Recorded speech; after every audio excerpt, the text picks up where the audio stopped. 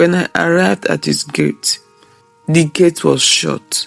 The security man looked at me with disdain and said, "Madam, this is no place for beggars." I couldn't believe my eyes when I finally saw Emmanuel. He looked at me as if I were a stranger. "What are you doing here, Mama?" he said, his voice sharp and cold. "I told you not to embarrass me like this." "Embarrass you?" I asked, my voice breaking. "I am your mother. I sacrificed everything for you." He laughed bitterly. "You're nothing but a burden.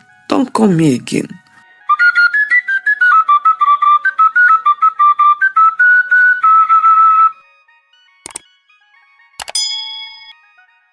I sat in the dimly lit kitchen, my hands aching from the long day's work.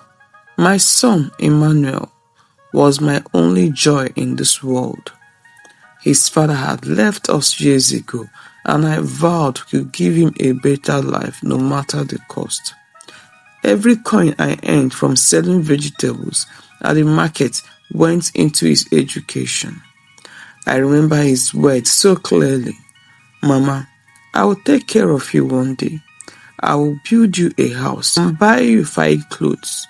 Those promises gave me the strength to wake up before dawn every day. The day he received a scholarship to study abroad was the proudest moment of my life. I borrowed money from neighbors to throw him a small celebration. As I watched him board the bus to city, tears filled my eyes. Not from sadness, but from hope. My Emmanuel was destined for greatness. At first, he called often. His voice was filled with excitement about his studies and the new world he was discovering. I sent him money whenever I could, even skipping meals to make sure he was comfortable. It's just for a little while, I told myself. Soon he will come back and make everything right. As months turned into years, the calls became less frequent. When I managed to reach him, his tone was different, rushed, distant, and almost irritated. "Mama, I'm busy," he would say. "I will call you later." But later never came. One day, I heard from a neighbor that Emmanuel had become a wealthy man. My heart swelled with pride.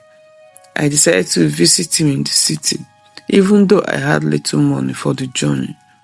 When I arrived at his gate, the gate was shut.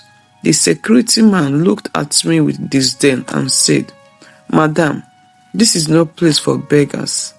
I couldn't believe my eyes when I finally saw Emmanuel. He looked at me as if I were a stranger. "What are you doing here, Mama?"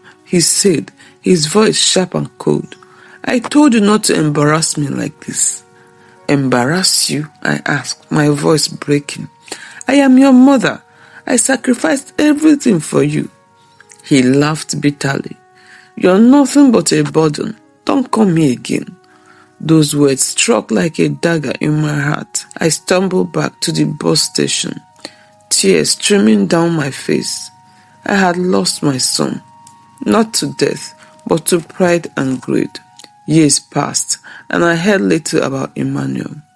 One day, news reached our village that his wealth had vanished. Failed business deals and lavish spending had left him penniless. People whispered that he was living alone in a small apartment, abandoned by his so-called friends. I felt no joy at his misfortune, only sadness. Despite his betrayal, he was still my son. I prayed for him every night, asking God to bring him back to me, not as a rich man, but as the boy who once held my hands and promised to take care of me. One rainy evening, there was a knock at my door. I opened it to find Emmanuel standing there, soaked and shivering. He looked nothing like the proud man who had turned me away years ago. "Mama," he whispered, tears in his eyes. "I am sorry I have failed you." I stood there, my heart torn between anger and love.